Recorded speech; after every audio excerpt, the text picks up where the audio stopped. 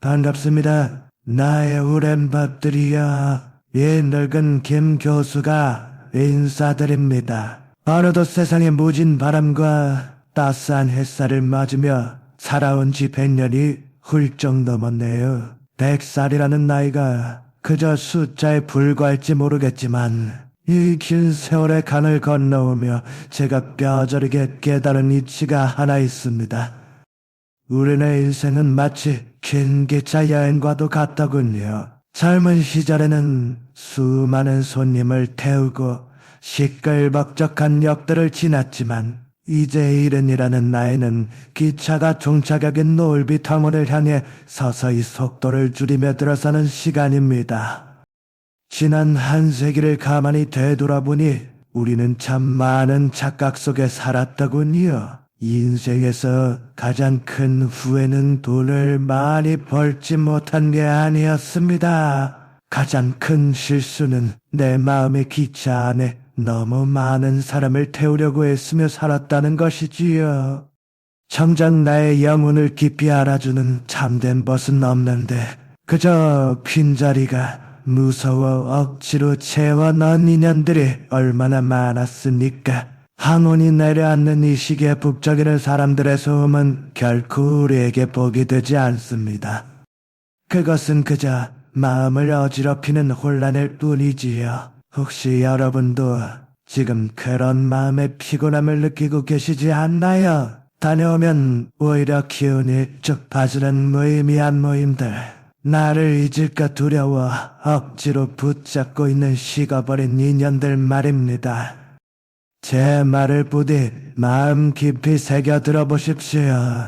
이른 이후에 여러분이 누릴 남은 삶의 평화는 전적으로 주변의 고요함에 달려 있습니다. 주변에 사람이 너무 많으면 귀한 기운이 흩어지게 마련입니다.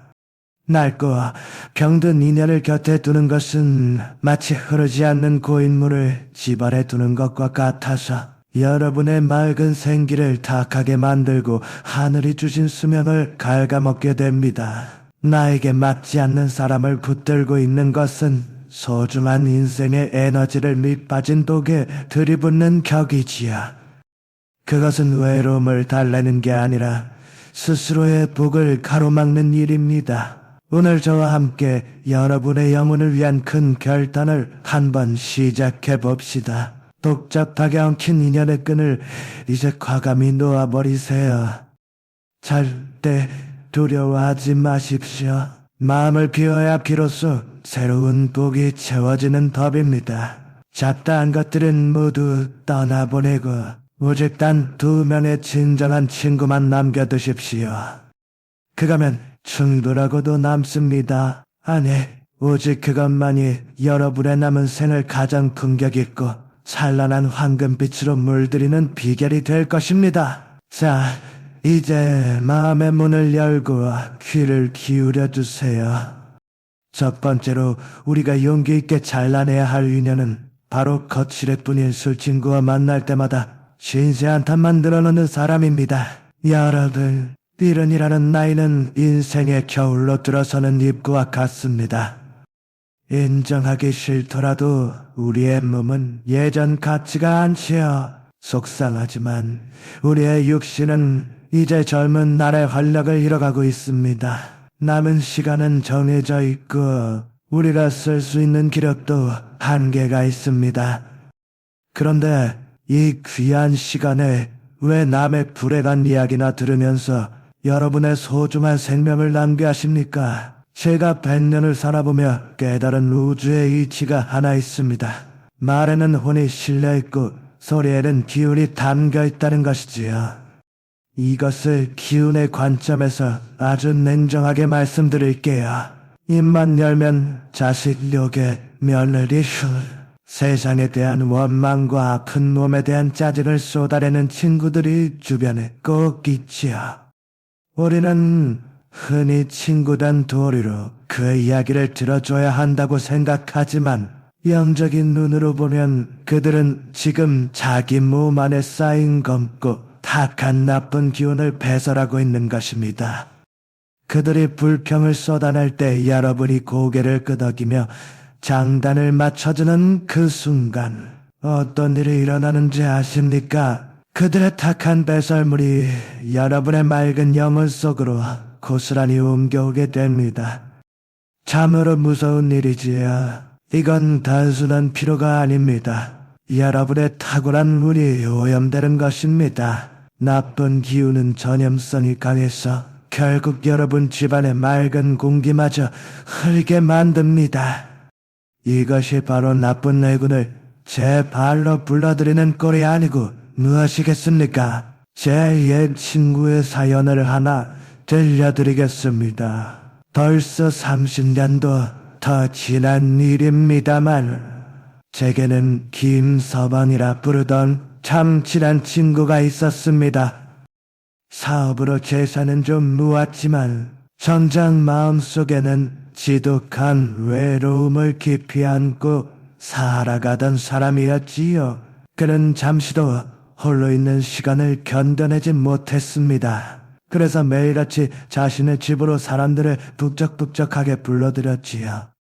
그의 거실은 언제나 사람들로 붐볐고 웃음소리와 술잔 부딪히는 소리가 밤낮으로 끊이질 않았습니다. 제가 그러지 말라고 조언도 해보았지만 그는 사람 사는 정이 다 그런 것 아니겠냐며 그저 허허 웃어 넘기곤 했습니다.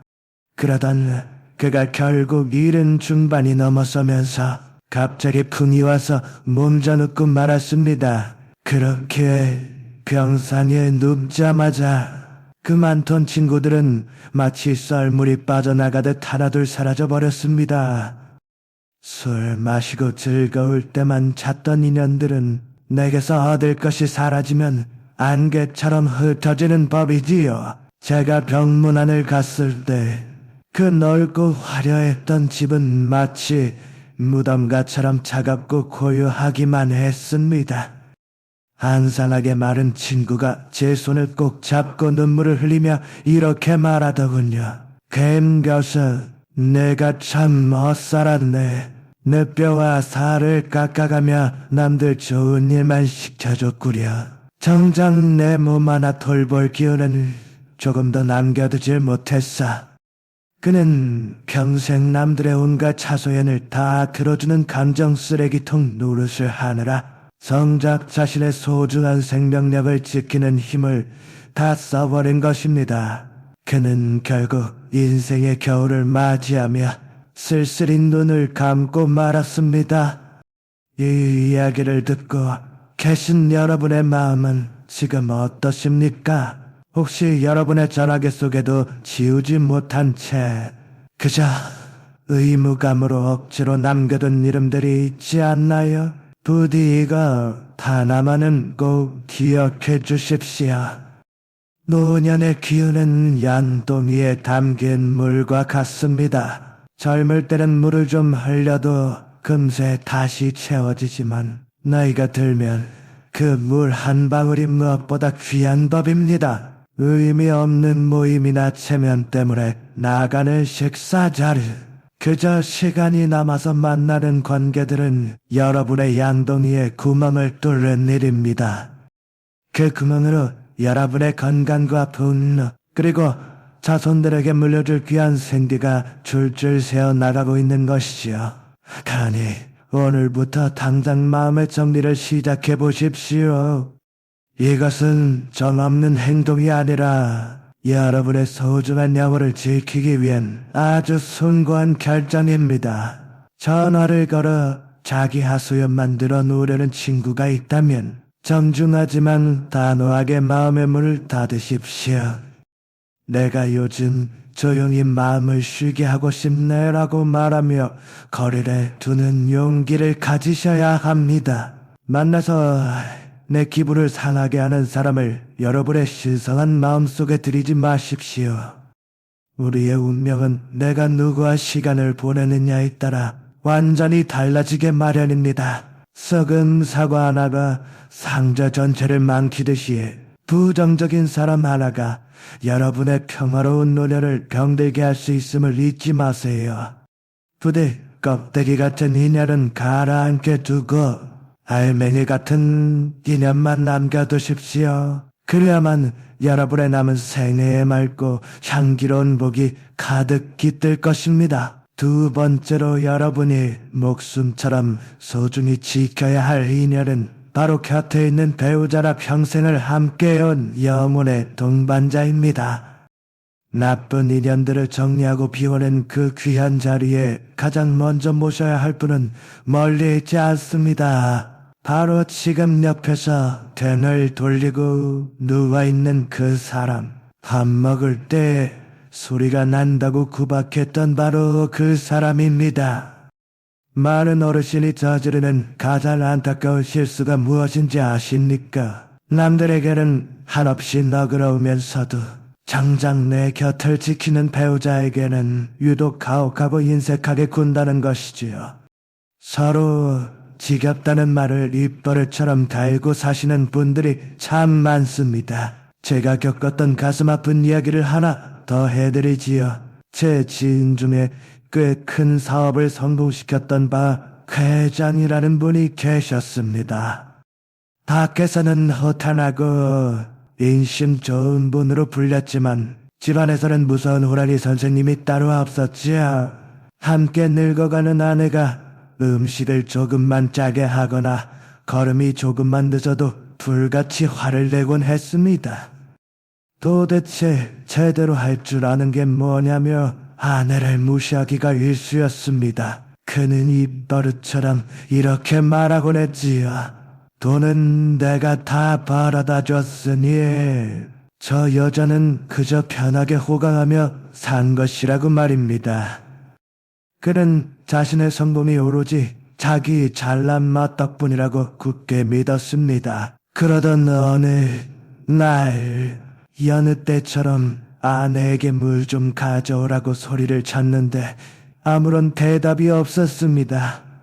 부엌에 가보니 부인이 쓰러져 이미 세상을 떠난 뒤였습니다. 박 회장은 처음에는 슬퍼하는 듯 했지만 마음 한구석으로는 이제 잔소리 안 들어도 되니 자유라고 생각했을지도 모릅니다. 하지만 진짜 불행은 그때부터 시작되었습니다. 아내가 떠나고 딱 1년 뒤에 제가 그 집을 방문했다가 정말 깜짝 놀랐습니다. 그 화려했던 집안에 감돌던 온기는 사라지고 마치 아무도 살지 않는 빈집처럼 썰렁한 기운만 가득했거든요. 박 회장은 1년 사이에 10년은 더 늙어버린 초라한 모습으로 멍하니 앉아 있었습니다. 그가 떨리는 목소리로 저에게 이렇게 털어놓더군요. 김 교수, 우리 집안에 해가 저물어버렸네. 아무리 보일러를 세게 틀어도 뼈마디가 시리고 죽기만 하구려. 내 재산과 명예, 그 사람이 곁에 없으니 이제 다 쓸모없는 휴지 조각일 뿐이라네. 정말이지 그 사람이 내 인생의 전부였다는 걸 이제야 알았어. 알고 보니 아내가 떠난 후 자식들과도 사이가 멀어졌고 집안의 질서가 무너지면서 재산 문제로 소송까지 휘말려 있었습니다. 아내라는 존재가 단순히 밥이나 해주는 사람이 아니라 그 집안의 복을 꽉 붙들고 있던 기둥이었다는 걸 벼저리게 깨달은 것입니다. 하지만 어쩝니까? 이미 버스는 떠난 뒤였는걸요. 여러분, 제가 이 이치를 기운의 흐름으로 알기 쉽게 설명해 드리겠습니다. 도대체 부부란 무엇입니까? 부부란 이 넓은 우주에서 가장 강력한 음과 양이 만난 짝입니다. 젊을 때는 사랑과 정욕으로 살았을지 몰라도 늙어서 부부는 서로의 생명이 흩어지지 않게 막아주는 든든한 둑과 같습니다. 여러분의 늙은 배우자는 지나온 인생의 모든 기억을 함께 공유하는 유일한 산증인입니다. 이것은 실로 엄청난 영적 힘을 가집니다. 내가 젊은 날 얼마나 찬란했는지, 우리가 얼마나 힘든 고개를 넘어왔는지 기억해주는 사람이 곁에 있다는 것, 그것을 귀하게 여기지 않는 건 제 발등을 도끼로 짚는 것과 같습니다. 배우자에게 쏟아내는 모든 독설과 짜증은 집안의 공기를 갈기갈기 찢어놓습니다. 집안을 감싸던 따스한 기운, 즉 가운이 찢어지면 어떻게 되는지 아십니까? 그 찢어진 틈새로 병이 들어오고 그 구멍으로 귀한 재물이 줄줄 새어나가는 겁니다. 어려운 풍수지리를 따질 필요도 없습니다.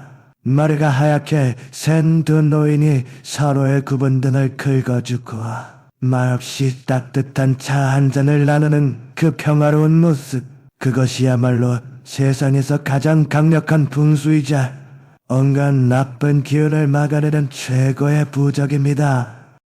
그러니 오늘부터 마음가짐을 완전히 바꾸셔야 합니다. 이것은 상대를 위해 희생하고 봉사하라는 뜻이 아닙니다. 바로 여러분 자신의 평안한 말년을 위한 생존 전략입니다.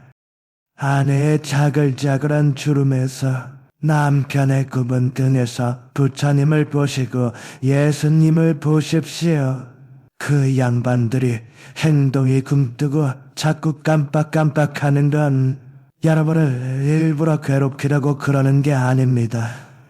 그저 거친 세월의 파도를 함께 맞으며 낡아버린 안쓰러운 전일 뿐입니다. 다시 한번 말씀드리지만 그들이 느려진 건 절대 꾀를 부리는 게 아닙니다. 우리와 똑같이 세월에 닳고 다른 헌 배와 같은 처지인 겁니다. 낡은 배일수록 함부로 못질을 해대면 금방 가라앉고 맙니다. 지금 당장 써먹을 수 있는 비법을 하나 알려드릴게요. 속에서 화가 불같이 치밀어 오르는데 입을 꾹 다물고 속으로 딱 3번만 이렇게 외치세요. 이 사람이 내 생명줄이다. 이 사람이 내 복덩어리다. 마치 기도를 하듯 그저 살아있어줘서 고맙소. 내 곁에 있어줘서 다행이오라고 조용히 읊조리십시오. 여러분이 뱉은 그 말이 곧 아름다운 시가 되고 복의 씨앗이 됩니다. 여러분이 배우자를 귀하게 대접하는 순간 그 집안에는 황금보다 더 값진 화목의 기운이 감돌게 될 것입니다. 그 따뜻한 기운이 여러분을 고독사와 울증 그리고 늑막의 비참함으로부터 지켜줄 유일한 방패임을 명심하십시오. 자, 마지막으로 세상 그 무엇과도 바꾸지 말고 목숨 걸고 지켜야 할 두 번째 친구가 있습니다. 그것은 바로 거울 속에 있는 사람. 태어난 순간부터 흙으로 돌아가는 그날까지 단 한 번도 배신하지 않고 여러분 곁을 지킬 유일한 동반자, 바로 여러분 자신입니다. 너무 당연한 말 같지요. 하지만 지난 100년을 살아오며 제가 본 가장 슬픈 진실은 대부분의 사람이 죽기 직전까지 이 소중한 친구를 철저히 외면하고 학대하다가 떠난다는 사실입니다. 평생을 누구 엄마, 누구 아버지, 어느 집안의 며느리라는 껍데기로 사느라 정작 나라는 귀한 존재는 뒷방 늙은이 취급하지 않으셨습니까? 자식들 입에는 맛있는 건 넣어주느라 나는 찬밥에 물 말아먹고 자식들은 새옷 입히느라 나는 다 늘어난 속옷을 키워 입으면서 그것을 희생이자 사랑이라고 철석같이 믿으셨을 겁니다. 제 고향 친구 중에 최여서라는 분이 있었는데 그 친구 이야기를 좀 해드릴까 합니다. 그녀는 마음씨가 어찌나 고운지 동네 사람들 사이에서는 살아있는 보살님으로 통했지요.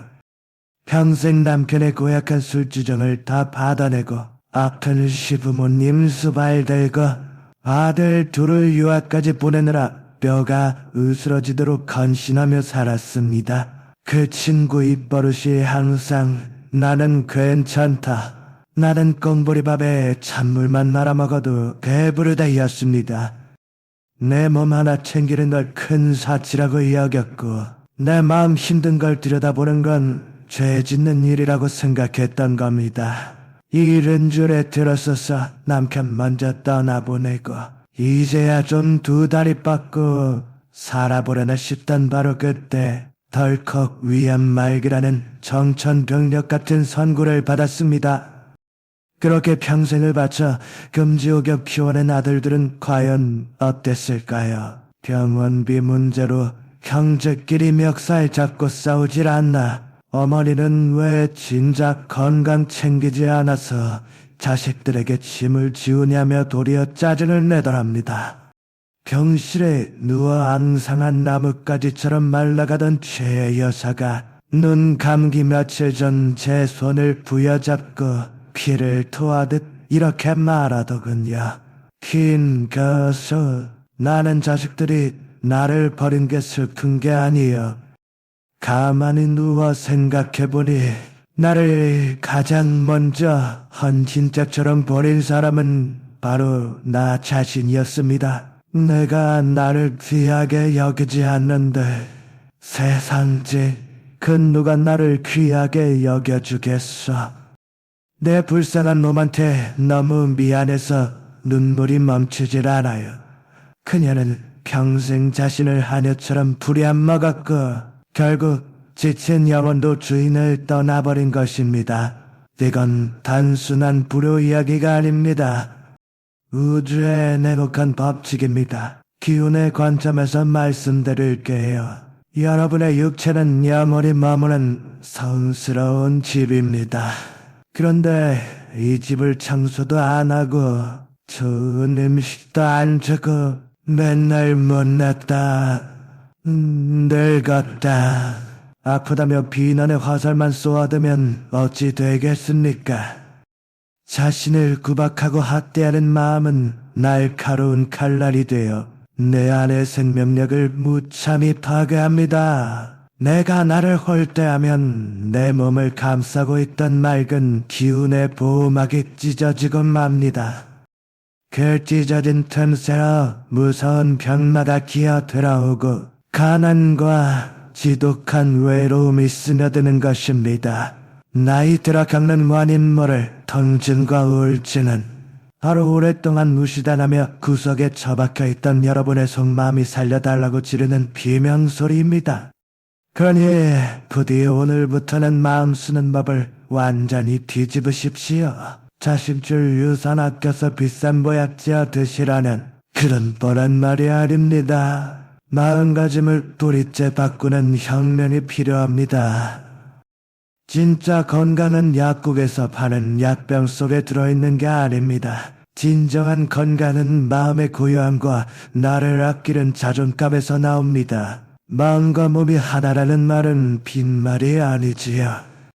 마음이 편안해지면 꽉 막혔던 혈관이 뚫리고 내가 나를 사랑해주면 시들어가던 세포도 다시 살아납니다. 이것이 바로 생명의 기운, 내공이 회복되는 과정입니다. 이제부터 가장 맛있고 좋은 음식은 자식이나 손주 주지 말고 국물 한 방울까지 여러분 자신이 다 드십시오. 옷장 깊숙이 아껴둔 제일 좋은 옷을 꺼내 입으세요. 남에게 보이기 위해서가 아니라 거울 속의 나에게 예의를 갖추기 위해서 말입니다. 그리고 하루에 한 번 조용히 눈을 감고 자신의 가슴에 따뜻한 손을 얹어보십시오. 그리고 다정하게 말을 걸어주세요. 70년, 80년이라는 그 세월 동안 이 험한 세상 버텨내느라 고생한 나의 심장아, 다 닳아버린 무릎아, 고맙다. 이것이야말로 세상에서 가장 위대한 기도이자 최고의 수행입니다. 여러분이 스스로를 귀한 손님처럼 대접할 때 온 우주도 여러분을 귀한 존재로 대우하기 시작합니다. 그때 비로소 여러분의 노년은 초라한 독거노인이 아니라 찬란하고 위험 있는 고독의 경지로 승화될 것입니다. 자신과 친해진 사람은 절대 외롭지 않으니까요. 그 꽉 찬 마음의 힘이 여러분을 눈 감는 마지막 순간까지 평안하게 지켜줄 것입니다. 이것이 제가 100년을 살아보고 나서야 얻은 가장 큰 깨달음입니다. 자, 이제 우리는 마음의 뱃머리를 완전히 다른 방향으로 돌려야 합니다. 지금까지 우리가 무언가를 움켜쥐려고 썼던 그 모든 안간힘을 내려놓고 진정한 평안으로 들어가는 문을 열어야 할 때입니다. 100년을 살아온 제가 여러분께 드리는 마지막 처방은 바로 내기의 미학입니다. 인생의 전반전이 무엇이든 더하고 쌓아올리는 더하기 싸움이었다면 이런 이후의 후반전은 철저한 비움의 기술에 달려 있습니다. 많은 분이 불안해하며 묻습니다. 교수님, 다 버리고 나면 도대체 뭐가 남습니까? 교수님, 그러다 너무 허전해지면 어떡합니까? 많은 분이 이렇게 걱정스레 묻곤 합니다. 하지만 이 점을 꼭 기억해 주십시오.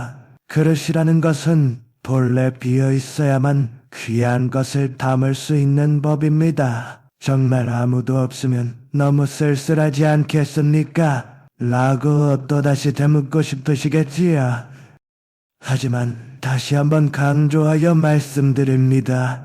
비움은 끝이 아니라 시작입니다.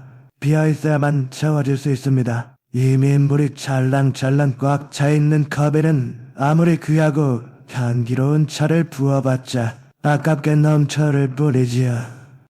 여러분의 삶 또한 이 물컵과 똑같습니다. 불필요한 인연, 칼캔군 물건들, 그리고 부질없는 욕심으로 마음이 가득 차 있으면 정작 노련에 꼭 필요한 맑은 생기와 복이 들어와 앉을 자리가 없습니다. 그러니 지금 당장 전화기를 한번 열어보십시오.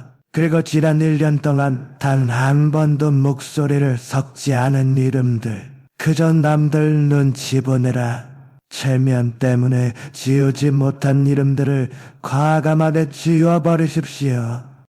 절대 아까워하거나 미안해하지 마십시오. 그것은 매정하게 인연을 끊는 게 아닙니다. 복잡하게 엉킨 실타래를 잘라내어 기운의 숨통을 트이게 만드는 내 인생의 풍수지리와도 같은 일입니다. 굳이 나가지 않아도 되는 모임, 마음이 내키지 않는 술자리는 단호하게 거절하십시오. 아니요, 라고 거절하는 것은 무례한 것이 아닙니다. 나의 남은 시간을 보호하는 가장 품위 있는 방패입니다. 관계의 가지치기를 할수록 여러분의 영혼이 숨 쉴 수 있는 여백은 넓어집니다. 그 텅 빈 공간이야말로 하늘이 내려주는 복이 사뿐히 내려앉는 뜰이 될 것입니다. 그리고 무엇보다 중요한 것, 바로 고독을 바라보는 여러분의 눈을 바꾸셔야 합니다. 많은 어르신이 외로움이라는 감옥에 스스로를 가두고 괴로워하십니다. 하지만 제가 분명히 말씀드리건대 외로움과 고독은 하늘과 땅 차이입니다. 도대체 외로움이란 무엇입니까? 그것은 남이 나를 찾아주지 않아서 비참해하고 서글퍼하는 마음입니다. 타인의 관심에 목말라하며 마치 사랑을 구걸하는 것과 같은 마음 상태인 것이지요. 그러나 고독은 완전히 다릅니다. 고독은 타인이 없어도 스스로 마음이 꽉 찬 상태, 홀로 있는 시간을 즐길 줄 아는 제왕의 마음입니다. 이것을 저는 고독한 황홀경이라고 부릅니다. 이른이 넘으면 우리는 누구나 결국 혼자가 됩니다. 이것은 벌을 받는 게 아니라 신이 주신 선물입니다. 젊은 날의 그 소란스러움이 다 사라진 뒤에야 비로소 들리는 진짜 소리들이 있습니다. 아침에 일어나 홀로 자를 우리는 시간을 갖고 절대 처량하다고 여기지 마십시오. 찻잔에서 피어오르는 하얀 김을 바라보며 창밖에 구름이 흘러가는 것을 지켜보는 그 순간 여러분은 혼자가 아닙니다. 여러분은 지금 거대한 대자연과 마주 앉아 깊은 대화를 나누고 있는 것입니다. 바람소리, 새소리, 햇살의 따스함, 이 모든 우주의 기운이 오로지 여러분 한 사람을 위해 존재하는 순간이지요. 이것이 바로 옛 선인들이 말한 무라일체, 너와 세상이 하나가 되는 경지입니다.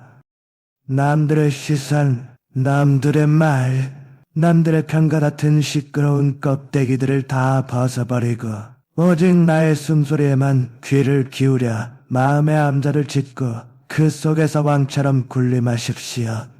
비우고 당당하게 홀로 서십시오. 그때 여러분의 노년은 그 어떤 보석보다 찬란한 마무리를 할 시간입니다. 사랑하는 나의 벗들이여, 야선, 일할, 혹은 그 이상의 나이는 결코 인생이 저물어가는 슬픈 결말이 아닙니다. 오히려 남의 눈치를 보느라 억지로 입고 있던 거추장스러운 옷들을 하나씩 벗어 던지고 가장 나다운 모습으로 돌아갈 수 있는 황금 같은 시기입니다. 부디 이 사실을 꼭 기억하십시오.